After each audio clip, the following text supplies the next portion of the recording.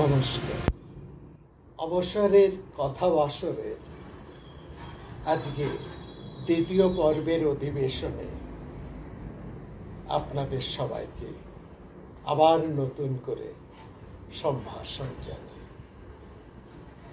যারা আমার সহবাসী অর্থাৎ এই ব্যাঙ্গালোরে রয়েছেন, তারা যেমন আছেন এই দক্ষিণের মানুষেরা, তেমনি আমার পূবের মানুষেরা, যেখান থেকে আমি এখানে এসেছি, সেই আমার বাংলার সহবাসীরা, যারা এতদিন ভারত কথা, রামায়ণী কথা শুনেছেন, এদের সাথে সবাইকে, এবং যারা বাংলা এবং এই দক্ষিণের সীমানা ছাড়িয়ে, অর্থাৎ পূর্ব এবং দক্ষিণের সীমানা ছাড়িয়ে উত্তরে, মধ্যে, পশ্চিমে যেখানে যারা রয়েছেন, সবাইকে স্বাগত এই কথাবাসরে আমরা বিভিন্ন বিষয় নিয়ে কথা বলব, এরকমই তো আমাদের পরিকল্পনা। আজকে আমরা একটা সংস্কৃত নাটক নিয়ে কথা বলব। এরকম কথা আমরা আগে বলি, আজকে বলব। দেখো, সংস্কৃত নাটকের একটা উৎপত্তির ব্যাপার আছে। হ্যাঁ, কোথা থেকে এই সংস্কৃত যে সাহিত্য, অত্যন্ত সমৃদ্ধ সাহিত্য, এই সংস্কৃত সাহিত্য, এটা আমরা সবাই জানি, নতুন করে এতে কিছু বলার নেই। কিন্তু সংস্কৃত নাটকের উৎপত্তি হলো কোথা থেকে? যে কোনো, এটা জানবেন, সার্থক শিল্প সৃষ্টির মূলে একটা প্রাথমিক সূচনার ইতিহাস তো থাকে, এর ক্ষেত্রেও আছে। সংস্কৃত সাহিত্যদের যে উৎস, সেটা কিন্তু খুব সহজে তা নির্ণয় করা যায় না, একটু কষ্টসাধ্য সেখানে। এবার আমরা যদি এই অশ্বঘোষ, ভাস, কালিদাস, হ্যাঁ, এরকম যারা বিখ্যাত রয়েছেন, শূদ্রক, শ্রীহর্ষ, বিশাখ দত্ত, ভবভূতি, ভট্টনারায়ণ, রাজশেখর, খেমিশ্বর, এরকম যারা রয়েছে বিখ্যাত সব নাট্যকার, তাদের, এবং যারা প্রাচীন, অর্থাৎ এই ভাস অত্যন্ত প্রাচীন, কালিদাসের অনেক আগে, হ্যাঁ, এই যে এদের নাটকের ধারাটাকে যদি আমরা লক্ষ্য করি, কেমনভাবে তারা এই নাটক রচনা করেছেন, সেই জায়গায় দেখি যে এদের নাটক এতটা সুপরিকল্পিত এবং এতটা সুগঠিত যে এটা তাদের প্রাথমিক নাটক হতে পারে না। এরও আগে নিশ্চয়ই উৎস আছে, এটা উৎস হতে পারে না। ভাস, বাল্মীকি উৎস হতে পারেন না, তারও আগে উৎস কোথাও আছে। ভারতের নাট্যশাস্ত্রের কথা আপনারা শুনেছেন, আমরাও তার কিছু হয়তো উল্লেখ করেছি আগে। সেখানে এই প্রসঙ্গে বলা হয়েছে একটা অত্যন্ত দামি কথা। সেখানে বলা হয়েছে যে দেবাসুরের যে যুদ্ধ হয় দীর্ঘ সময় ধরে, সেই যুদ্ধে দেবতারা যখন জয়ী হন, তখন তারা একটা বিজয়োৎসব করে। সেই বিজয়োৎসবে দেবতাদেরকে আনন্দিত করবার জন্য নানান কাহিনী, অর্থাৎ সেই যুদ্ধের কাহিনী, সেই যুদ্ধের ঘটা নিয়ে সেখানে একটা অভিনয়, একটা অভিনয়ই বলবো, ওরকম একটা অভিনয় করে দেখানো হয় বীর যোদ্ধা দেবতাদেরকে অনুকরণ করে। তাতে দেবতারা অত্যন্ত খুশি হয়ে ওঠে। সেখান থেকেই বলা হয় নাট্যশাস্ত্রের উৎপত্তি। এবং ক্রমে ইন্দ্রের অনুরোধে স্বয়ং ব্রহ্মা, তিনি ঋগ্বেদ থেকে কথা, সামবেদ থেকে সঙ্গীত এবং যজুর্বেদ থেকে অভিনয়, আর অথর্ববেদ থেকে রস এবং অনুভূতিকে চয়ন করে এক নাট্যশাস্ত্র রচনা করেন এবং সেখানে রয়েছে তাণ্ডব, মহেশ্বরের তাণ্ডব আর মহেশ্বরী অর্থাৎ পার্বতীর লাস্য নৃত্য। এই সমবায়ে সেখানে এক পঞ্চম বেদ বা নাট্যবেদের সৃষ্টি। এইখানে ভরত তারপর থেকে তিনি এই নাট্যশাস্ত্রের যে পরিচিতি দিয়েছেন, সেখানে তিনি এই কাহিনীটি এমনভাবেই বর্ণনা করেছেন।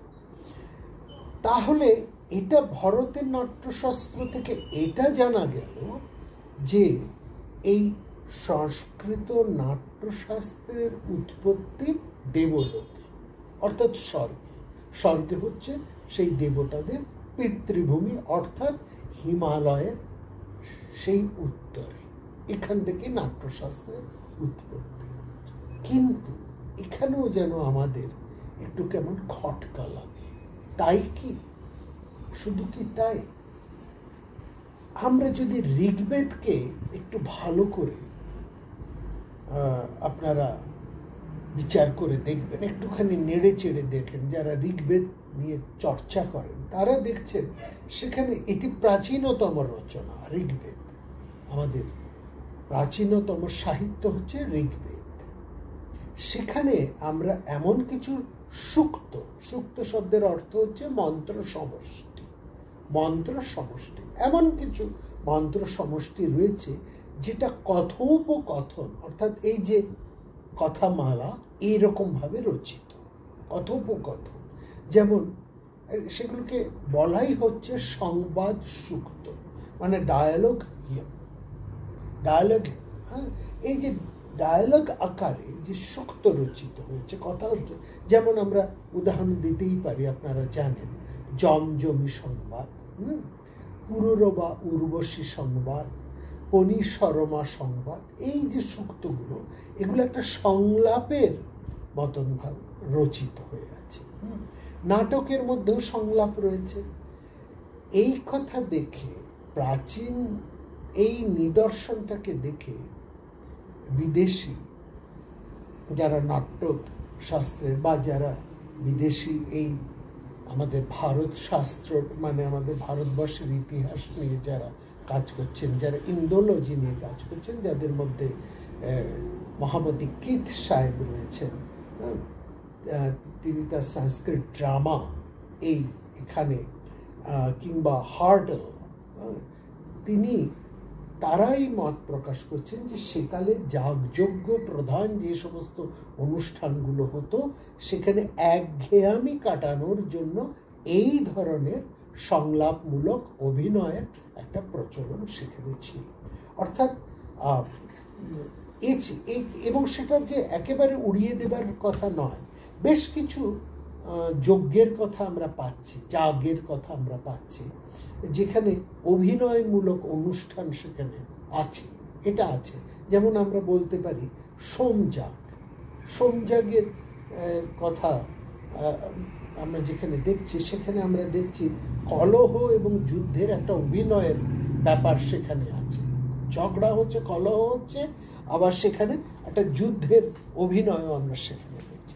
কীরকম ব্যাপারটা আছে, মানে কলহ এবং যুদ্ধের অভিনয় করে যে বিক্রি করছেন, সেই বিক্রেতার কাছ থেকে যিনি কিনছেন, অর্থাৎ ক্রেতা, সেলারের কাছ থেকে বায়ার ওই রকম ঝগড়া করে, খানিকটা জোরাজুরি করে তিনি সৌম্যলতা সংগ্রহ করার পরে যজ্ঞ নিষ্পন্ন হতো। আর ব্যাপারটা খুব আশ্চর্যজনক নয়। আমরাও তো এখন একটা দরাদরি দর কষাকষি করি না বাজারে গিয়ে, না না এত দেবো না, প্রায় অনেক সময় ওই জোরে যা দিয়েছি ওরকম করে একটু জোর করেই ক্রেতার থেকে আমরা কিনে নিই। এই ছবি তো হামেশা বাজারে এখনো দেখা যায়। হ্যাঁ, এই যে বাজার তো এখন কি বলবো, ওই সব তো বোতাম টেপার মধ্যে হয়ে গেছে না, অনলাইনে হয়ে গেছে। এই অনলাইনের বাজারের মধ্যেও বেশ কিছু এখনো অনেক মানুষ তারা কিন্তু যাচ্ছেন, বাজারে যান, বেশ দরাদরিও করেন এবং অনেক সময় বিক্রেতার থেকে একটু জোর করেও কিনে একটা আমোদ অনুভব করেন, এরকম আছে। তো এটা এখনকার বৈশিষ্ট্য না, এটা একদম অত্যন্ত প্রাচীনকালে আমরা দেখছি সেই ঋগ্বেদের সময় সেখানে যে আমরা যেটা বললাম সোমযাগ, সেখানেও আমরা ওই কলহ এবং যুদ্ধের একটা অভিনয়ের ছবি আমরা সেখানে দেখতে পাচ্ছি। হ্যাঁ, আবার আরেকটা যজ্ঞের কথা আমরা সেটা পাচ্ছি, সেটা হচ্ছে মহাব্রত যজ্ঞ। সেটা হচ্ছে শতপথ ব্রাহ্মণের মধ্যে এর একটা পরিচয় আছে। সেখানে পঞ্চবিংশতি ব্রাহ্মণ এরকম একটা হবে, আমার কাছে এই মুহূর্তে তো বইপত্র নেই, আমি একেবারে সঠিক তথ্যটা দিতে পারবো না, তবে শতপথ ব্রাহ্মণের মধ্যে সেখানে রয়েছে।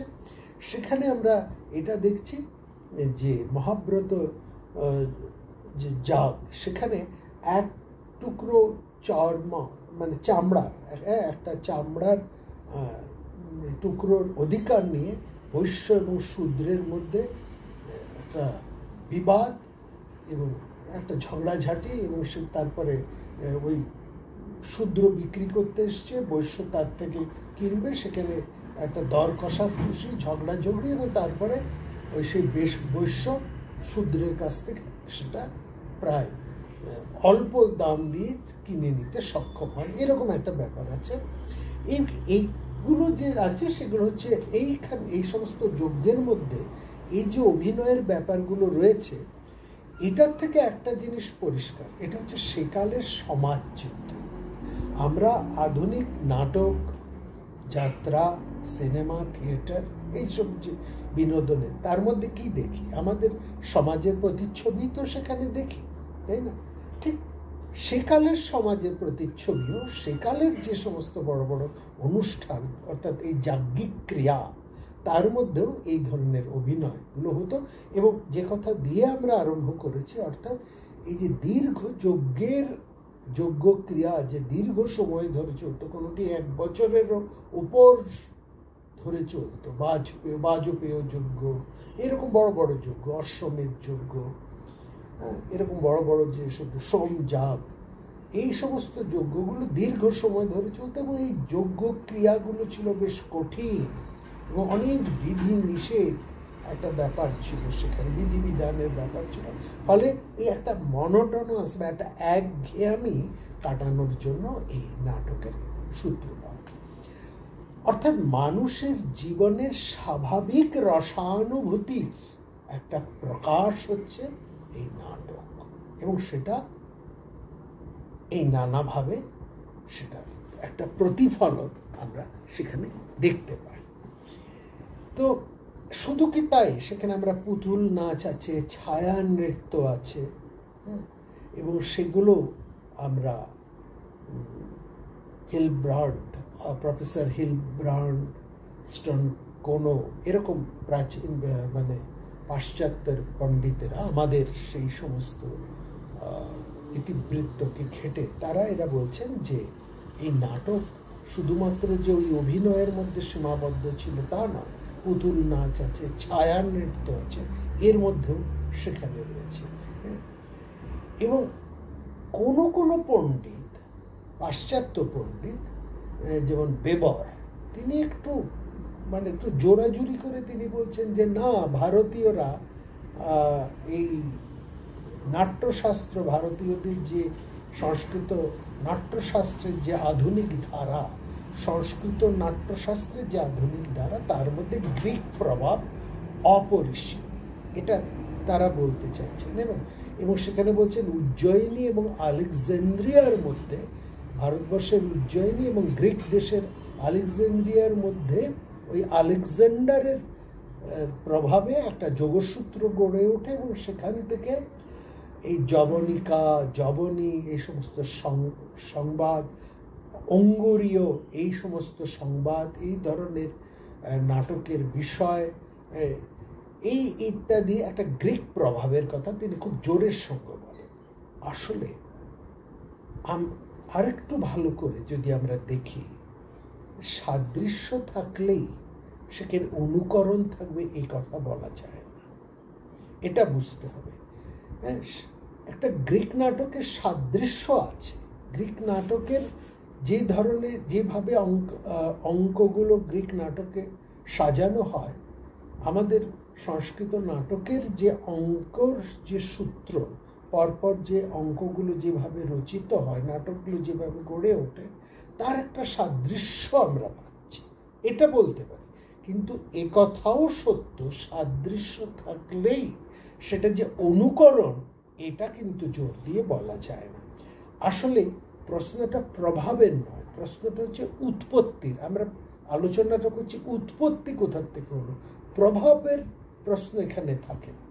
গ্রিক দেশের নাটক দেখে শুনে এদেশের কবিরা নাটক লিখতে শিখলেন, এটা অনুমান এবং কল্পনা, এবং এর মধ্যে যুক্তি খুব বিশেষ কিছু নেই।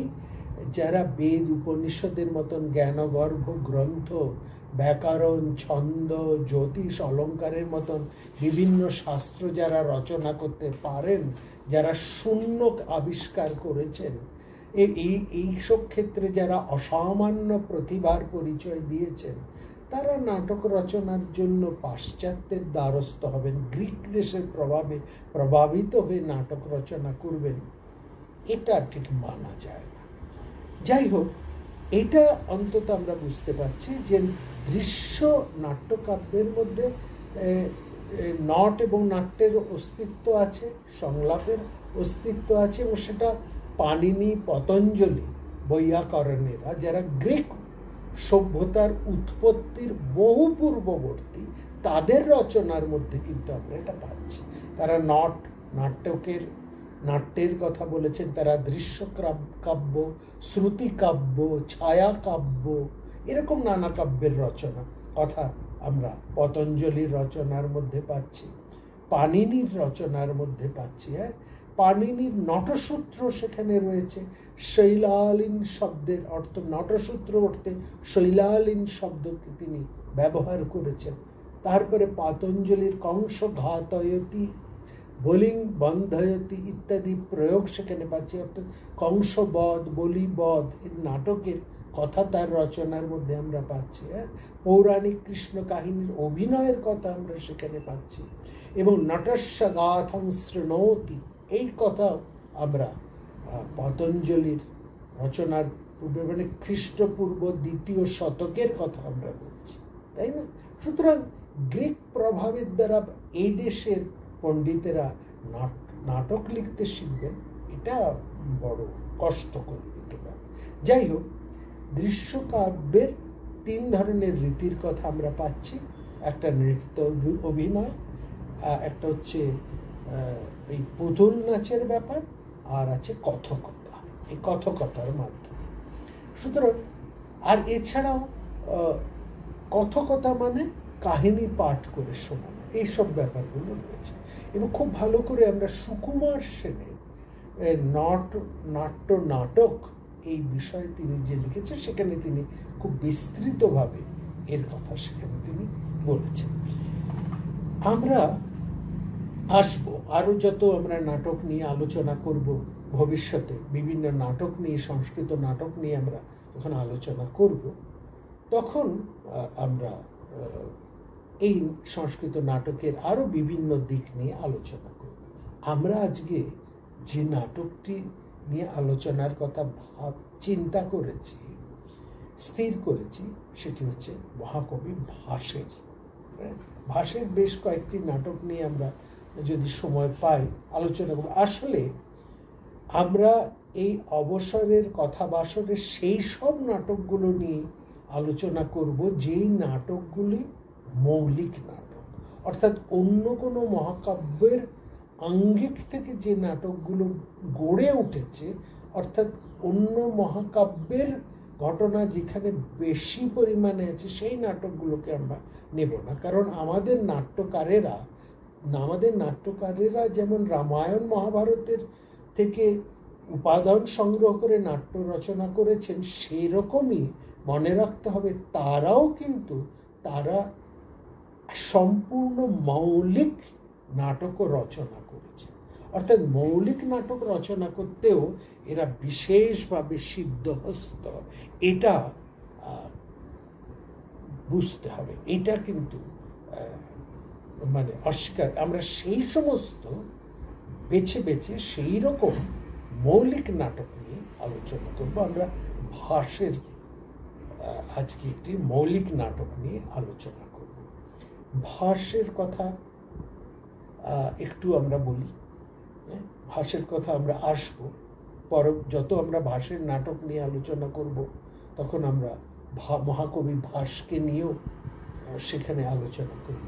আজকে তার সম্বন্ধে দু চারটি কথা মাত্র বলি। ভাস নাট্যকার হিসেবে পরিচিত ছিলেন বিংশ শতকের প্রথম দশক পর্যন্ত। কালিদাসের পূর্ববর্ষী সৌমিল্য এবং কবিপুত্র যে সমস্ত নাট্যকারেরা রয়েছেন তারাও ভাসের নাম উল্লেখ করেছেন, এবং কালিদাস তার মালবিকাগ্নিমিত্র এই নাটকের মধ্যে ভাসকে স্মরণ করেছেন। বাণভট্টের রচনার মধ্যে আমরা ভাসের কথা পাই। আমরা বিশেষ করে ভাসের পরিচয় পাই যার বদন্যতায় তিনি এই দক্ষিণ ভারতেরই একজন অগ্রগণ্য মহাপণ্ডিত। তার নাম টি গণপতি শাস্ত্রী। তিনি ভাসের নাটক চক্র কতগুলো পাণ্ডুলিপি উদ্ধার করে 1910 থেকে 1911 সালে তিনি মনে রাখবেন এই টি গণপতি শাস্ত্রী তিনি ত্রিবান্দ্রম কেরালার সেখানকার বসবাসকারী। তিনি সেখানে ভাসের নাটক চক্র বলে তিনি রচনা করেন।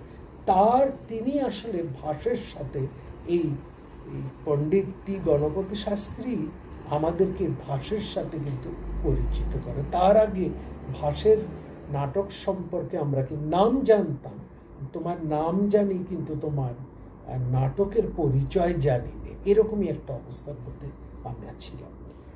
সেখানে তার অনেকগুলো নাটক, প্রায় 13টি নাটক তিনি আবিষ্কার করে নিয়ে এসেছেন, এবং সেইগুলো তিনি ভাসের নাটক বলে পরিচিত করেন।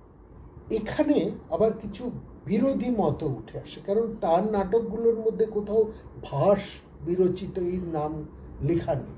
মানে এটাও আবার লক্ষ্য করা, ভাস কিন্তু কোনো নাটকের মধ্যে তার নিজের নাম ব্যবহার করেনি। সুতরাং বিরোধী পক্ষরা তারা কিন্তু এইগুলোকে ভাসের নাটক বলে মানতে, সবগুলোকেই ভাসের নাটক বলে মানতে রাজি ছিলেন না। ফলে একটা দ্বিমত সেখানে তৈরি হয়। কিন্তু আরো পরবর্তী সময়ে কি টমাস পরাঞ্জপে এরকম পাশ্চাত্যের নাট্য সমালোচক, ইন্ডোলজিস্ট এবং আমাদের ভারতবর্ষের কিছু পণ্ডিতেরা তারা ভাসের সমস্ত নাটকগুলোকে বিশ্লেষণ করে তারা দেখেন যে এই সবকটা নাটকের মধ্যে বেশ কিছু সামঞ্জস্য রয়েছে। তাদের মধ্যে অনেক শ্লোক বা বাক্যাংশ রয়েছে যা একাধিক নাটকের মধ্যে স্থান পেয়েছে। এটা একটি প্রথম কথা। তারপরে আরেকটি তারা বলছেন প্রারম্ভিক একটা নান্দি শ্লোক থাকে, যেটাকে ভরত বাক্য বলা হয়। প্রত্যেকটা নাটক শুরু করার আগে একটা নান্দি শ্লোক, একটা মুখবন্ধ রচনা হয় বা সেটা ভরত বাক্য বলে যাকে পরিচয় হয়। সেটা সব নাটকে কম বেশি এক। 3 কালিদাসের এবং তার পরবর্তী যুগে যেখানে নান্দি শ্লোক পাঠের পর নান্দান্তে সূত্রধার বলা হয়, সেখানে এই ভাসের নাটকগুলো শুরু হয় নান্দান্তে তথা প্রাবিশতি সূত্রধার এই বক্তব্য দিয়ে। আর চতুর্থত অন্যান্য নাটকে প্রথমাংশের নাম প্রস্তাবনা, আর কিন্তু ভাসের এই 13টি নাটকের মধ্যেই সেখানে প্রস্তাবনায় সংবাদ নেই, সেখানে রয়েছে স্থাপনা এই শব্দটি।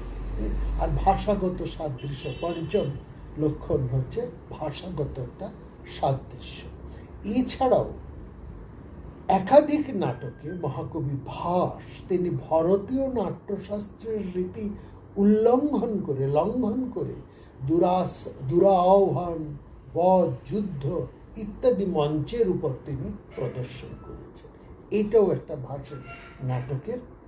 এই যে 5-6টি লক্ষণ আমরা দেখছি এই 13টি নাটকের মধ্যে, এগুলো সবকটা নাটকের মধ্যেই কম বেশি আছে। এই লক্ষণ, এই 6টি লক্ষণ দ্বারা বিচার করে, বা এই 5টি লক্ষণ, 5 বা 6টি লক্ষণ বিচার করে এই 13টি নাটককেই আমরা জোর দিয়ে পরবর্তী সময়ে পণ্ডিতেরা বলেছেন এই 13টি নাটকই হচ্ছে ভাসের রচনা। এই 13টি কি নাটক আসবো আমরা পরে সে কথায়। আজকে অনেক কথা বলা হয়ে গেল, সরাসরি আমরা ওই ভাসের একটি কাহিনীর মধ্যে প্রবেশ করি। আজকে যে নাটকটি নিয়ে আমরা কথা বলব আসে, সেটির নাম হচ্ছে অবিমারক। আর এইখানে লক্ষ্য করবেন ভাসের বেশ কিছু নাটক, যার মধ্যে এই অবিমারক নাটকটিও রয়েছেন। এটি নাটকীয় ঘটনায়, বিন্যাসে, চরিত্র চিত্রণে, নাট্য পরিবেশনে এবং সর্বোপরি মনস্তাত্ত্বিক বিশ্লেষণে এক অনবদ্য রচনা। আমরা আজকে অবিমারক এই নাটকটি নিয়ে সেই নাটকটির কথা আপনাদের কাছে তুলে ধরব। আমরা এই নাটকটির ক্ষেত্রে মহামতি অনন্তলালের কাছে অত্যন্ত ঋণী। তিনি এই নাটকটির একটা ভাষ্য মতো আমাদেরকে শুনিয়েছিলেন, এবং এই ভাষ্য দ্বারা পরবর্তীকালে তার শিষ্যা তিনিও তার রচনার মধ্যে তা ব্যবহার করেছেন।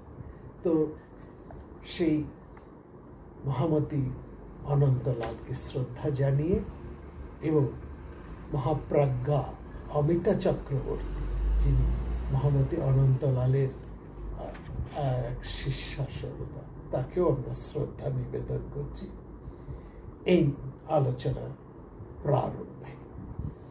নাটকটি এইভাবে আরম্ভ হচ্ছে। বৈরন্তী নগরের রাজা, তার নাম কুন্তিভোজ। তার একমাত্র কন্যা, অত্যন্ত সুন্দরী এবং বিদগ্ধা কন্যা, তার নাম হচ্ছে কুরঙ্গী। রাজা কুন্তিভোজ তার একমাত্র কন্যার বিবাহর বিষয়ে গভীর চিন্তিত। পিতামাত্রই কন্যার বিবাহের নিয়ে একটু চিন্তিত হয়, এটা তো স্বাভাবিক, কিন্তু এখানে চিন্তার একটা বিশেষ কারণ আছে। কারণটি হলো যে এই কন্যার সাথে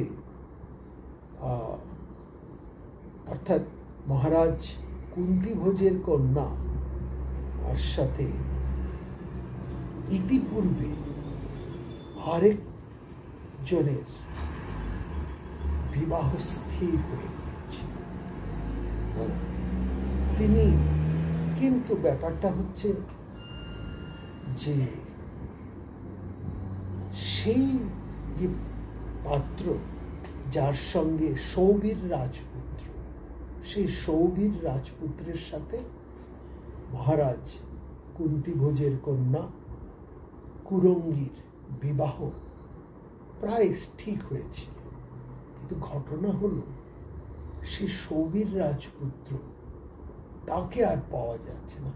তার পিতা, মাতা এবং সেই রাজপুত্র, তারা কোথায় হঠাৎ অদৃশ্য হয়ে গেছে, কোনো খোঁজ তাদের পাওয়া যাচ্ছে না। কতদিন অপেক্ষা করবে?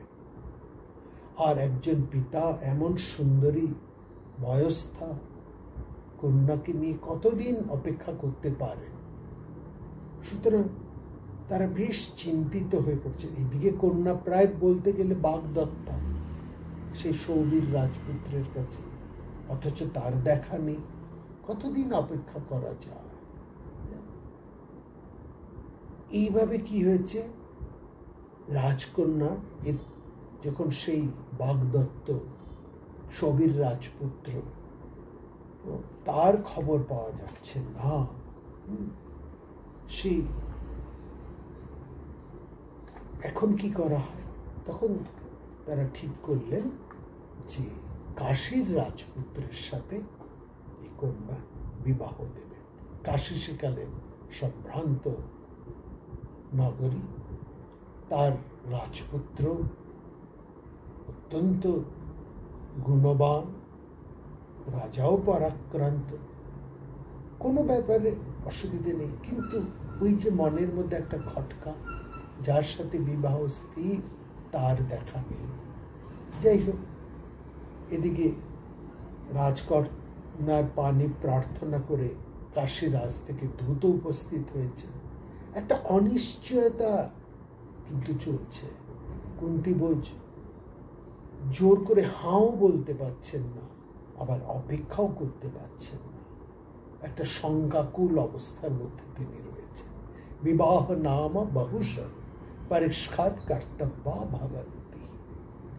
তিনি কাশীর দূতকে বললেন, একটু আমাদের সময় দিন, কারণ বিবাহ বলিতে কথা, এর মধ্যে তো অনেক কিছু ভাবনার ব্যাপার রয়েছে, চিন্তার ব্যাপার রয়েছে। ঠিক আছে, কাশী রাজের কাছ থেকে সময়ও পাওয়া গেল। রাজা ভাবলেন এই সুনির্দিষ্ট সময়ের মধ্যে যদি সেই সৌবীর রাজপুত্রের কোনো খবর না পাওয়া যায়, অগত্যা কাশী রাজপুত্রের হাতেই কন্যাকে সম্প্রদান করতে হবে। এমনই একটা যে পরিস্থিতি যখন চলছে, ভাবনা, সেই দূত এসেছে কাশীরাজ থেকে, রাজা কথা বলছেন, ভাবনা চিন্তা ইত্যাদি। এমন সময়ে একটা ঘটনা ঘটল। কি ব্যাপার না, রাজকন্যা কুরঙ্গী, বৈরন্তী নগরের তিনি উপবন বিহারে গেছেন। হঠাৎ শোনা গেল একটা কোলাহল, তার সঙ্গে একটা বিকট আর্তনাদ। শঙ্কিত হয়ে উঠলেন রাজরানী, রাজা রানী দুজনই। কি হলো? তাদের মেয়ের কি হলো? রাজকন্যার কোনো বিপদ ঘটেনি তো? এত ত্রস্তভাবেই বা কেন তাদের অমাত্য কঞ্চায়ন এগিয়ে আসছে? কি সংবাদ সে নিয়ে আসছে? রাজকন্যার কি কোনো বিপদ ঘটল? সেই অমাত্য কঞ্চায়ন অভিবাদন জানিয়ে রাজাকে বললেন, মহারাজ, রাজকন্যা খেলা শেষে যখন নিজের শিবিকায় ফিরছিলেন, তখন প্রচন্ড বেগে এক উন্মত্ত হস্তি তার দিকে ছুটে এসছে। তারপর কি হলো? কি হলো? রাজা একেবারে চেঁচিয়ে উঠলেন। রানী সিংহাসন ছেড়ে উঠে দাঁড়ালেন। কি হলো তারপরে? মারা গেল কি আমাদের কন্যা? বললেন, না মহারাজ, আশঙ্ক সর্বনাশের আশঙ্কায় সবাই যখন একেবারে ভয়ভীত, এমন সময় হঠাৎ কোথার থেকে একজন অতি সুদর্শন সুপুরুষ এক যুবক এসে সবাইকে সরিয়ে দিয়ে একাই সেই উন্মত্ত হাতির দিকে এগিয়ে গেল। সেই হাতি যখন রাজকন্যাকে ছেড়ে সেই বলবান যুবককে দেখে তার দিকে যখন তেড়ে গেল, এই সুযোগে আমরা রাজকন্যাকে নিয়ে পালিয়ে এসেছি। কিন্তু সেই অসম সাহসী যুবকের কি পরিণাম হলো? আরেক অমাত্য ভূতিক তিনি এগিয়ে এসে বললেন, মহারাজ, সেই যুবকটি অসাধারণ পরাক্রমী। সে তার নিজের শক্তিতে সেই হস্তিকে বশ করে সে তার গোপন আবাসে ফিরে গিয়েছে। আমরা কোনোভাবেই তার সংবাদ আর পেলাম না, খুঁজে পেলাম না। আর সেই যুবকের পরিচয় যখন আমরা জিজ্ঞেস করলাম, যুবকটি বলল সে অন্তজ সম্প্রদায়ের, অর্থাৎ সে একেবারে একটা নিম্ন শ্রেণীর মানুষ হিসেবে সে রয়েছে, চণ্ডাল শ্রেণীর সে। কিন্তু মহারাজ জানেন, আমার তাকে না ঠিক চণ্ডাল বলে মনে হলো না। কারণ আমার মনে হচ্ছে, আমার দৃঢ় বিশ্বাস, এই যুবকটি সৎকুলজাত। কারণ ব্রাহ্মচিহ্নচিত সেই রূপ আর ক্ষত্রিয় সুলভ সেই সাহস এবং ব্যক্তিত্ব, এটা কোনো চণ্ডালের, কোনো নিম্নবর্গের মানুষের হতে পারে, কোনো অন্তজের পক্ষে তা সম্ভব নয়। সূর্যের তেজ কি কখনো হাত দিয়ে ঢেকে রাখা যায়? অজ্ঞাত কোনো কারণে, নিশ্চয়ই অজ্ঞাত কোনো কারণে তিনি নিজের পরিচয় গোপন করে রেখেছেন। যাই হোক, রাজকন্যা রক্ষা পেয়েছেন, এদিকে বিপদ কেটেছে। রাজা আবার কন্যার বিবাহ চিন্তায় ব্যস্ত হয়ে পড়লেন। কাশীরাজের দূত উপস্থিত হয়েছেন। এবার সেই নির্দিষ্ট সময় অতিক্রান্ত হয়ে যাবার পর কাশীরাজের দূত আবার এসেছেন। এবার তিনি একলা আসেননি, সঙ্গে সেই রাজপুত্র, কাশী রাজপুত্রও এসে উপস্থিত। এখন এই অবস্থায় কি করণীয়? অমাত্যদের পরামর্শ চাইলেন তিনি। তারা বললেন, দেখুন মহারাজ, অনেক আগে থেকেই তো সৌবীর রাজপুত্র আপনার জামাতা রূপে মনোনীত রয়েছে। শুধু রাজকন্যার অল্প বয়সের জন্য এতদিন শুভ কাজ সম্পন্ন করা যায়নি। তাছাড়া সৌবীর রাজা তিনি স্বয়ং মহারানীর ভাই, অতএব কাশীর রাজপুত্রকে বাতিল করে ওই পুরনো সম্বন্ধকে টিকিয়ে রাখাটাই প্রয়োজন। কিন্তু সৌবীর রাজপুত্রের খবর কোথায় পাব? তার খবর তো পাওয়া যাচ্ছে না। তাকে যদি পাওয়া যেত আমাদের তো কোনো ঝামেলাই ছিল না, এত কোনো প্রশ্নই আসতো না, কাশীরাজের এখানে আসার কোনো প্রয়োজনই হতো না। কিন্তু তার তো বহুদিন কোনো খোঁজ আমরা পাচ্ছি না। সুতরাং রাজা সৌবীর রাজের একমাত্র আমরা খবর পেয়েছি পিতা তার পুত্রদের এবং স্ত্রীকে নিয়ে তিনি কোথায় অজ্ঞাতবাসে চলে গেছেন এবং গোপনভাবে তিনি তার সাম্রাজ্যকে পরিচালন করছেন। তার অমাত্যরা তার অনুপস্থিতিতে তার নির্দেশ অনুসারে রাজ্য পরিচালনা করে যাচ্ছেন। এই যে সৌবীর রাজের এই যে অনুপস্থিতি, এর কারণটা কি? কোনো কারো অভিশাপ, কোনো ব্রাহ্মণের অভিশাপ, নাকি কোনো ব্রত পালনের জন্য, নাকি অন্য কোনো কারণে তিনি গুপ্ত অবস্থায় রয়েছে? এই অনিশ্চয়তার মধ্যে তো চিরদিন বসে থাকা যায় না। আমি তো কাশী রাজদূতকে তো আর অবহেলা করতে পারি না। এই দিকে ওই যে ঘটনা ঘটেছিল, অর্থাৎ সেই যে মত্তহস্তির ঘটনা, যেখানে মত্তহস্তি রাজকন্যা কুরঙ্গীকে আক্রমণ করতে গেছিল এবং সেখানে একটা হঠাৎ এক অত্যন্ত সুন্দর বলশালী এক যুবক এসে সেই কুরঙ্গীকে রক্ষা করেন, সেই মত্তহস্তিকে বাস করে।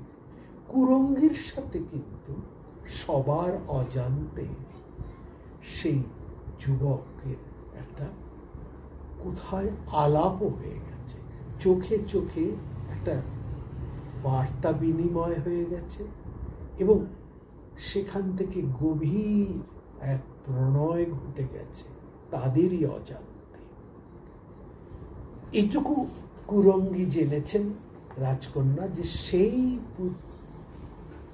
যে তাকে রক্ষা করেছেন তার নাম হচ্ছে অবিমার।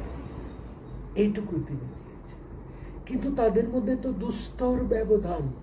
কোথায় থাকে সেই অবিমারক সেটা রাজকন্যা জানেন না।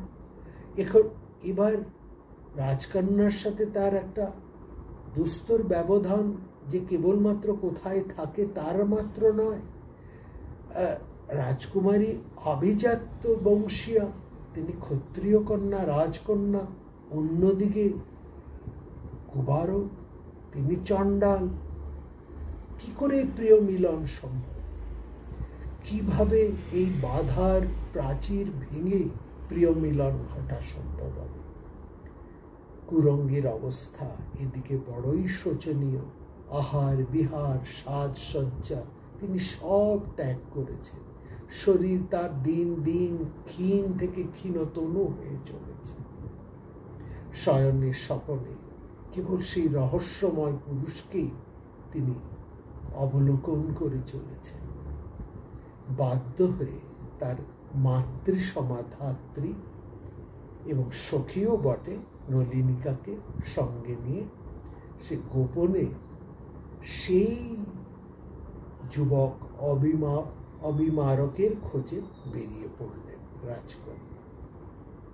অনেক অনুসন্ধানের পর ধাত্রী অর্থাৎ রাজকন্যার ধাত্রী নলিনিকা তিনি সেই কুমার সেই যুবক অবিমারকের বাসস্থানের খোঁজটি বের করতে পারলেন। সেখানে গিয়ে তিনি উপস্থিত খোঁজ করতে করতে গিয়ে দেখছেন অবিমারকও কুরঙ্গীর দশা, তিনিও কুরঙ্গীর চিন্তায় একেবারে মুহ্যমান হয়ে আছেন, তার কোনো বাস্তব চেতনা নেই। ধাত্রী গিয়ে তাকে জিজ্ঞেস করলেন, কি ভাবছিলেন আপনি এত? প্রকৃত কারণকে গোপন করে অবিমারক বললেন, আমি যোগশাস্ত্র ব্যাপারে চিন্তা করছিলাম। পরিহাসপটু ধাত্রী বললেন, আমাদের কন্যাও এই যোগশাস্ত্রে অত্যন্ত অভিজ্ঞা, সেও অন্তপুরে এক ধরনের যোগশাস্ত্র চিন্তায় নিবিষ্ট হয়ে আছে। আপনারা বরং দুজনে একসঙ্গে মিলে এই চিন্তা করলে ভালো হয় নাকি? অবিমারক তো প্রায় বলতে গেলে না চাইতেই হাতে আকাশের চাঁদ এসে গেল। হ্যাঁ, রোগীর ওষুধ যেন তার কাছে নিজেই এসে উপস্থিত। ধাত্রী বলল যে অন্তপুররক্ষী ভূতিক রাজার সাথে কাশীরাজের দূত নিয়ে ব্যস্ত থাকবেন আলোচনায়, সেই সুযোগে রাতের আধারে গা ঢাকা নিয়ে আপনি অন্তঃপুরে প্রবেশ করবেন, আর আমরা আছি আপনাকে সাহায্য করার জন্য। অবিমারকের কাছ থেকে বিদায় নিয়ে ধাত্রী ফিরে এলেন। দিনের শেষে রাতের অন্ধকারে অবিমারক কালো কাপড়ে নিজেকে ঢেকে হাতে খড়গ নিয়ে সেই রাজপ্রাসাদ আরোহণ করবার জন্য সেখানে উপস্থিত হলেন। দেখলেন সেই প্রাসাদের সেই সংকেত স্থানে যা ধাত্রী দিয়ে এসেছে সেখানে কি বা কারা একটা মোটা কাছি অর্থাৎ দড়ি ঝুলিয়ে রেখেছে। অবিমারক বুঝলেন যে এই হচ্ছে তার সিগনাল। তিনি সেই দড়ি ধরে আস্তে আস্তে বেয়ে বেয়ে প্রাচীর টপকে সেখানে প্রবেশ করলেন। অবিমারক তার সঙ্গে তার বন্ধু বিদূষককে নিয়ে এসছেন, বলছে তুমিও চলো আমার সঙ্গে। বিদূষক বললেন, না না না না, আমি যাব না, এখানে একলাই তুমি যাও। জানো তো, আর কয়েকটা জায়গায়, হ্যাঁ, বিশেষ করে 3টে জায়গায় একলাই যেতে হয়, সঙ্গে কাউকে নিয়ে যেতে নেই। যুদ্ধক্ষেত্রে যুদ্ধক্ষেত্রে যেতে হয় অনেকের সঙ্গে, আর যখন তুমি কোনো সলা পরামর্শ করবে তখন করবে দুজনের সঙ্গে। কিন্তু যখন তুমি পরকিয়া করতে যাবে তখন কিন্তু বাপু একলাই যেতে হয়। এক পরগৃহং গচ্ছেৎ দ্বিতীয়েন তু মন্ত্রয়েৎ বহুবি সমরং কুর্যাদিত্যয়ন শাস্ত্রে এই কথাই বলে। অতএব পরকীয়ায় বাবু তুমি একলাই যাও, আমি এখানে তোমার অপেক্ষায় আছি। যাই হোক, এইদিকে রাজকন্যা তার প্রাসাদে মনের দুঃখে শুয়ে আছেন। তিনি ভাবছেন সেই সৌম্য দর্শন অতি বলবান সেই রূপবান যুবকটির কথা। তার এতটুকু ইচ্ছে নেই কাশীর রাজপুত্রকে বিয়ে করা, অথচ সেই কাশীর রাজপুত্রের সঙ্গেই তো তার বিয়ে হবে। যাই হোক, এদিকে মোটামুটি কিছু দিনের সময় পাওয়া গেছে। এই কিছু দিনের সময়ের মধ্যে যদি কোনো ব্যাপার না হয়, কোনো কিছু যদি না করা যায়, তাহলে বাধ্য হয়ে সেই কাশী রাজপুত্রের গলায় কুরঙ্গীকে মালা দিতেই হবে, আর কোনো উপায় নেই। তার একমাত্র সহায় তার সখী নলিনিকা। এদিকে রাজকুমারী সে অন্ধকার ঘরে শুয়ে শুয়ে বিষাদে ভাবনা ভাবছেন কি হবে, কি কোথায় পাবেন তিনি তার প্রাণ স্বরূপ। এমন সময় রাজপ্রাসাদের সেই নির্ভুল নিশানায় সেই রজ্জু ধরে প্রাসাদের প্রাকার পার হয়ে নানান বাধা বিপত্তি আস্তে আস্তে পার হয়ে এবং সবচাইতে বেশি সখী নলিনিকা এবং তার সহচরীদের সাহায্যে সেই অবিমারক রাজকন্যার ঘরে এসে প্রবেশ করলেন। এই প্রবেশ করতে রাজকন্যার ঘরে প্রবেশের আগেই রাজপুত সেই অবিমারক তিনি সেই কৃষ্ণ পোশাক ছেড়ে নিজের বেশভূষা পরে তিনি সুন্দর সেজে সেখানে প্রবেশ করলেন। সেখানে সেই প্রাসাদ শীর্ষে রাজকন্যার আবাসে রাজকন্যা শুয়ে আছেন, তার পদতলে বসে আছেন সখী নলিনিকা। আধো ঘুমে আধো জাগরণে কুরঙ্গী সখীকে জিজ্ঞেস করছেন, এখন কত রাত? নলিনিকা বলছেন, এখন প্রায় মধ্যরাত্রি। কুরঙ্গী বললেন, তাহলে তুমি আমাকে আলিঙ্গন করে বিদায় নাও, হাত প্রসাদ।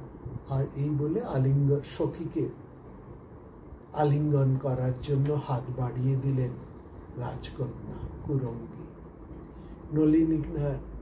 নলিনিকার ইঙ্গিতে সেই বাহু পাশ গ্রহণ করলেন স্বয়ং অবিমারক।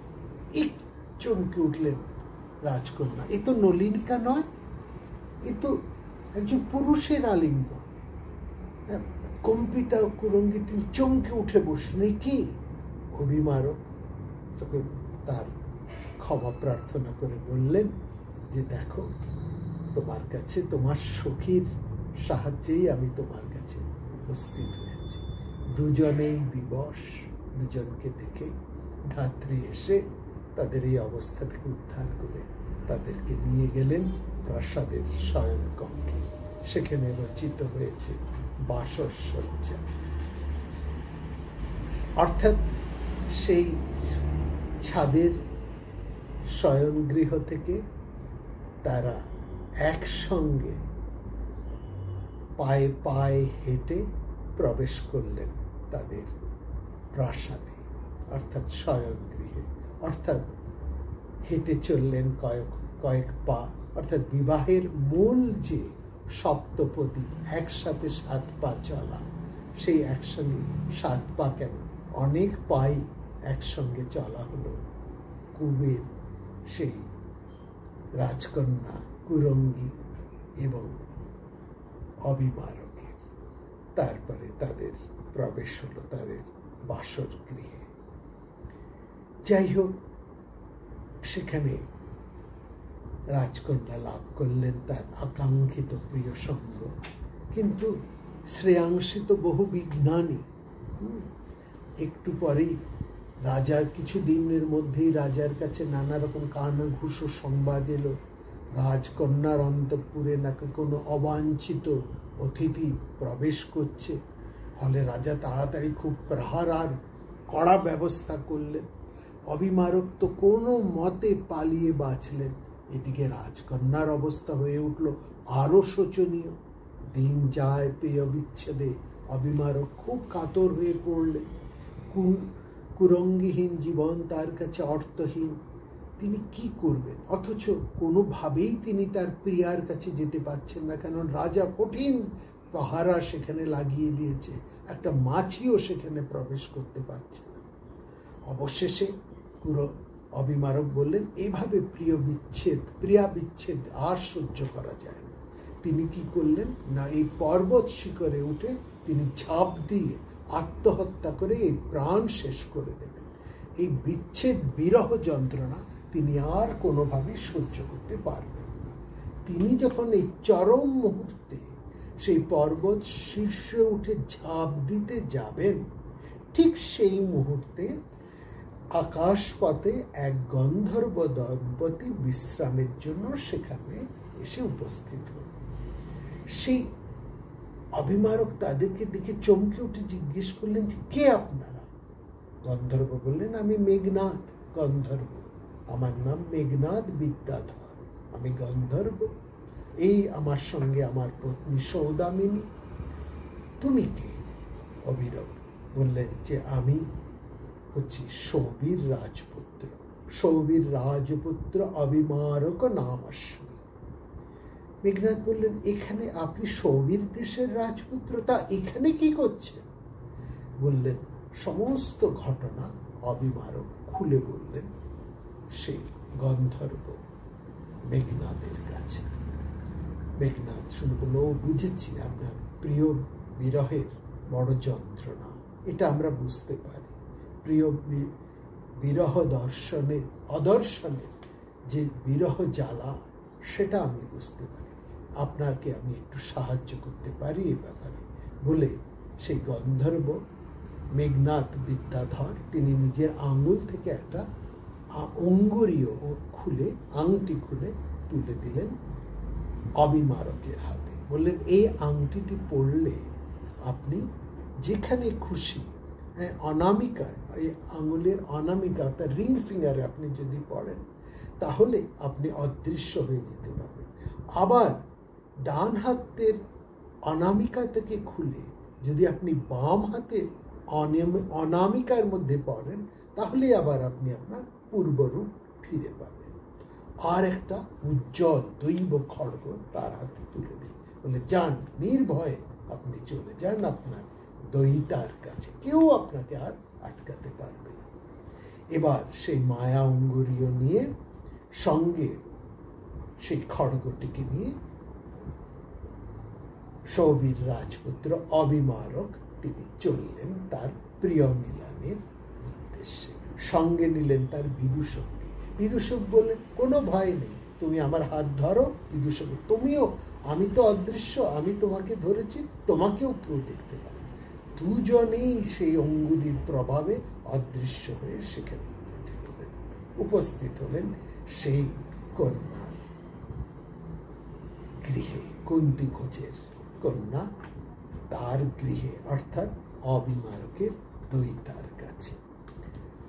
সেখানে রাজকন্যা মর্মপীড়ায় ব্যাকুলা, দৈত্যের চিন্তায় বিবশা। হঠাৎ একটা ভয়ঙ্কর চিৎকার, কে কে কে এখানে, কে আমাকে ছুলো, কে আমাকে ছুলো, আমি তো কিছু দেখতে পাচ্ছি না। আবার অবিমারক তার আংটিটি হাত বদল করতেই তার নিজের রূপ ফিরে এলেন। কন্যা বললেন, কিভাবে তোমরা এখানে প্রবেশ করলে? বিদূষক বলে, সে চিন্তা করার দরকার নেই, আপনার প্রিয়কে আপনার কাছে পৌঁছে দিলাম, আপনারা দুজন প্রাসাদে চলে যান। বাইরে নববর্ষণ স্নাতা পৃথিবী, গৃহ অভ্যন্তরে বাঞ্ছিত প্রিয় মিলন লাভ করে ধন্যা রাজকন্যা। বৈরন্তী নগরে রাজপরিবার এক মহা সমস্যার সম্মুখীন হয়ে আছে, আমরা তা আগেই জেনেছি। ছোটবেলায় রাজকন্যা সৌবীর রাজকুমারের কাছে বাগদত্তা, কিন্তু বেশ কিছুদিন ধরে তো তার খবর পাচ্ছেন না। অতএব এখন কি হবে উপায়, কি করে পাওয়া যায়? এইভাবে এখন তো আর সময় নেই, কাশীরাজ আর অপেক্ষা করতে চাইছেন না, রাজপুত্রও সেখানে উপস্থিত, তারা তাড়া দিচ্ছেন, আগামী দিনের মধ্যেই আপনি যেমন করেই হোক 2-1 দিনের মধ্যেই বিবাহের আয়োজন সম্পূর্ণ করুন, এই বিবাহ তো আর দেরি করা চলে না। এবার কি করা যায়? এমন সময় সেই ধাত্রী, যিনি সব খবর জানলেন, সৌবীর রাজপুত্রের খবর জানলেন, কোথায় তারা আছেন সব জেনেছেন, তিনি এসে রাজার কাছে বললেন, মহারাজ, আমি সৌবীর রাজের কাছ থেকে সৌবীর রাজমন্ত্রীর কাছে থেকে এক দূত এসেছে আমার কাছে, সে এসে সমস্ত খবর জানিয়েছে। বলে, কি খবর? রাজা বলছেন, কি খবর? রানী বলছে, তাড়াতাড়ি বল, কি খবর দিয়েছে? সেই ধাত্রী বললেন যে আপনার রাজত্বেই সৌবীর রাজ তিনি এক জায়গায় লুকিয়ে আছে। বলে, কোথায়? বলে, আসুন, গোপনে আমার সঙ্গে আসুন, আমরা আপনাকে সেই জায়গায় নিয়ে যাচ্ছি। রাজা রানী সেই ধাত্রীকে অনুসরণ করে সেখানে গেলেন। সবাই উৎসুক আগ্রহে সেখানে গেলেন, দেখলেন সেই রাজারই রাজ্যের এক গহন অরণ্যের মধ্যে চণ্ডাল পল্লীর এক প্রান্ত দেশে সেখানে নিজেকে লুকিয়ে রেখেছেন সৌবীর রাজ। কি ব্যাপার বন্ধু? কুন্তিভোজ সৌবীর রাজকে দেখে জড়িয়ে ধরে জিজ্ঞেস করলেন, কি ব্যাপার বন্ধু, এভাবে কি লুকিয়ে আছো, কি ব্যাপার? সব কথা বলে বসো বসো, সব বলছে। বলে দেখো, একদিন আমি চণ্ডভার্গব নামে এক কোপন স্বভাব ঋষির শিষ্য আমার রাজ্যে এসেছে। সে এক বাঘের হাতে মারা যায়। সেখানে কাছাকাছি আমি শিকারে গিয়েছিলাম। সেই ঋষি, কোপন স্বভাব ঋষি চণ্ডভার্গব, তার শিষ্য যখন মারা যায় এবং তার কাছে আমাকে দেখেই তিনি ভাবলেন আমি বুঝি তার শিষ্যকে বধ করেছি। মৃগয়ার উদ্দেশ্যে আমি সেখানে গেছিলাম। মুনি কিছু না শুনেই তিনি আমাকে যা তা বলে তিরস্কার আরম্ভ করলেন, ভৎসনা আরম্ভ করলেন। আমি বললাম, মহর্ষি, আপনি কিছু না জেনে আমাকে কেন অন্যায়ভাবে তাড়না করছেন, ভৎসনা করছেন? হ্যাঁ, আপনি কেন এইভাবে, আপনি কি একজন ব্রহ্মর্ষি নাকি একজন চণ্ডাল? এমন বাজে বাজে কথা আমাকে কেন বলছেন? তাতে আরো ঋষি চণ্ডভার্গব আরো রেগে গেলেন। কি, তুমি আমাকে চণ্ডাল বললে? তুমি চণ্ডালত্ব প্রাপ্ত হও। একে অন্যায় করেছ, তারপরে আমাকে আবার চণ্ডাল বলছো? তুমি চণ্ডালত্ব প্রাপ্ত হও। সৌবীর রাজ আর কোন উপায় না দেখে একেবারে চণ্ডভার্গব ঋষির পায়ে পড়ে গেলেন। বলে, মহর্ষি, আপনি দয়া করে আমাকে অনুগ্রহ করুন, সব কথা শুনুন। সব কথা শোনার পরে চণ্ডভার্গব ঋষি বললেন, দেখো, একবার তোমাকে যখন অভিশাপ দিয়ে দিয়েছি, আর তো তার থেকে ফিরে আসা যায় না, তবে তার একটা উপায় করছে। 1 বছর তুমি নিজে আত্মগোপন করে চণ্ডাল রূপে চণ্ডাল পল্লীতে তুমি থাকো। 1 বছর পরে তুমি আমার অভিশাপ মুক্ত হবে। আপনি আজকে আমার সেই 1 বছর পূর্ণ হয়ে গেছে, আজকে আমি অভিশাপ মুক্ত। সে তো বুঝলাম, কিন্তু আপনার পুত্র, তার নাম অবিকার হলো কি করে? তার নাম এরকম না অবিমারক হলো কি করে? তার তো অন্য নাম ছিল। আপনার পুত্রের নাম তো বিষ্ণু সেন। তার সাথেই তো আমার কন্যার বাগদান হয়েছিল। তার সাথে আপনার পুত্রের হাতেই তো আমি আমার কন্যাকে তুলে দেব, এমনই তো স্থির হয়েছিল। কিন্তু তার নাম অবিমারক হলো কি করে? বলে, তারও একটা ঘটনা আছে বন্ধু। বললেন, আমার এক সময় এক প্রচন্ড বলশালী এক অসুর আমার রাজ্য আক্রমণ করে ধ্বংস করতে চায়। তখন আমার পুত্র এগিয়ে গিয়ে সেই অসুরের সাথে যুদ্ধ করে তাকে বধ করে। সেই অসুরটিকে বধ করে তার যখন সে সক্ষম হয়, তখন তার নাম হয় অবিমারক। আসলে অবিন শব্দের অর্থই তো অসুর। যেহেতু সে অর্থাৎ অসুরকে বধ করেছে, অতএব আপনার সেই বিষ্ণু সেন অর্থাৎ আমার পুত্র বিষ্ণু সেন সবার কাছে এই অবিমারক নামে পরিচিত হয়েছে। কিন্তু তাহলে সেই ছেলে কোথায়, আপনার সেই পুত্র কোথায়? তাকে আমরা দেখতে পাচ্ছি না কেন? এমন সময় সেখানে উপস্থিত হন দেবর্ষি নারদ। এই নাট্যশাস্ত্রের, তিনিও মনে রাখবেন, নারদও একজন নাট্যশাস্ত্রের প্রধান পুরুষ। তিনিও নাট্যশাস্ত্রের অভিজ্ঞ। নারদের নাট্যশাস্ত্রের অনেক অবদান আছে। সেখানে তিনি উপস্থিত হন। তিনি এসে বললেন যে, আসুন, আমি সব রহস্য উন্মোচন করছি। নারদ সবাইকে নিয়ে উপস্থিত হলেন সে রাজকন্যার প্রাসাদে। বলে, এই আপনার কন্যা আর এই আপনার জামাতা। অর্থাৎ বৈরন্তী নগরে রাজকন্যার ঘরেই তাকে অবিমারক বা বিষ্ণু সেনকে পাওয়া গেল। সবাই চমকিত, কুহেলিকা অপসারিত এবং আনন্দ মিলন। কিন্তু আনন্দ মিলন হবে কি করে? ওখানে তো রাজকন্যাকে বিয়ে করতে উপস্থিত সেখানে স্বয়ং কাশীরাজ কুমার, আর এদিকে স্বয়ং কাশীরাজ তার স্ত্রীকে নিয়েও উপস্থিত হয়েছেন। আজকেই তিনি আর দেরি করবেন না, তার পুত্রের সাথেই তিনি কুন্তিভোজ কন্যার বিবাহ দেবেন। আজকেই তাকে বিবাহ দিয়ে পুত্র এবং পুত্রবধূকে নিয়ে তিনি কাশীরাজে ফিরে যাবেন। কি হবে তাহলে? নারদ বললেন, দাঁড়াও দাঁড়াও, জবনিকা এখনই শেষ করা যাবে না। এর একটা রহস্যের সমাধান যখন হয়েছে, আরেকটি রহস্যেরও আমি সমাধান করব। তিনি নারদ এগিয়ে এসে কাশী রাজমহিষী সুদর্শনাকে বললেন, অগ্নির অংশে তোমার তো প্রথমে একটি পুত্র জন্মেছিল, মনে আছে? রাজমহিষী বললেন, হ্যাঁ ঋষি, আমার প্রথমে একটি সন্তান হয়েছে। বলে, সেই সন্তানকে তুমি কি করেছো? তাকে তো তুমি তোমার সেই ভগ্নী, অর্থাৎ এই যে সৌবীর রাজ, হ্যাঁ, এই সৌবীর রাজের পত্নী সুচেতনা তো তোমার ভগ্নী, তাকেই তো তুমি তোমার সেই প্রথম পুত্রকে দিয়েছ। তারপরে তোমার আরেক পুত্র হয়, যাকে নিয়ে তুমি এসেছ এই কুন্তিভোজের কন্যা কুরঙ্গীর সাথে বিবাহ দেবার জন্য, তাই না? কুরঙ্গীর সাথে। তাহলে দেখো, তোমার জ্যেষ্ঠ পুত্রের সাথে ইতিমধ্যে যাকে তুমি তোমার ভগ্নী অর্থাৎ এই সৌবীর রাজ মহিষীকে দান করেছ, যে পুত্রকে, সেটা আসলে তোমারই পুত্র, এবং সেই পুত্রের সাথেই এই কুরঙ্গীর বিবাহ আগে থেকেই ঠিক হয়ে গেছে।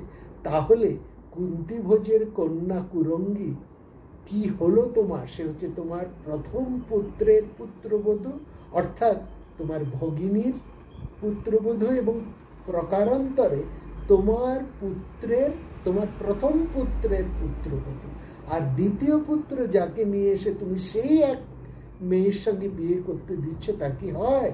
সে তো তোমার দ্বিতীয় পুত্র জয় বর্মার শ্রদ্ধেয়া জ্যেষ্ঠা ভাতৃবধূ।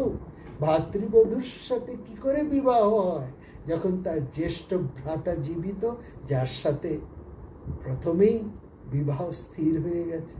খুব আনন্দ পেলেন কাশীরাজ। বলে, ও তাই নাকি, তাই নাকি, এটা তো হতে পারে না। তাহলে এ আমার প্রথম পুত্রের পুত্রবধূ, আর না ভুল বললাম, এ হচ্ছে আমার শালিকার পুত্রের পুত্রবধূ। মহা আনন্দে কুন্তিভোজের কন্যা কুরঙ্গীর সাথে অবিমারক বা বিষ্ণুসেনের বিবাহ হলো। আনন্দ করে দ্বিতীয় অবিমারক বা বিষ্ণুসেনের দ্বিতীয় ভাই, যিনি কাশীরাজের এখন পুত্র, সেই জয় বর্মা, তার জ্যেষ্ঠ ভ্রাতা এবং জ্যেষ্ঠ ভাতৃবধূকে প্রণাম করে বললেন, ইস, কি ভুলি না করে যাচ্ছিল। গুরুজনদের আশীর্বাদ নিয়ে নবদম্পতিকে নিয়ে হর্ষপূর্ণ অন্তরে মিলন মধুর সমাপনের মধ্যে দিয়ে তারা রওনা দিলেন যে যার নিজ নিজ রাজ্যে। অপূর্ব এক মিলন মধুর সমাপন রচিত হল এই অবিমারক এই নাটকের মধ্যে দিয়ে। এটি ভাষের এক অনন্য রচনা। আগামী আলোচনায়, কথাবাসরে আমরা নিয়ে আসব অন্য আরেকটি নতুন বিষয়। সবাই খুব ভালো থাকবেন।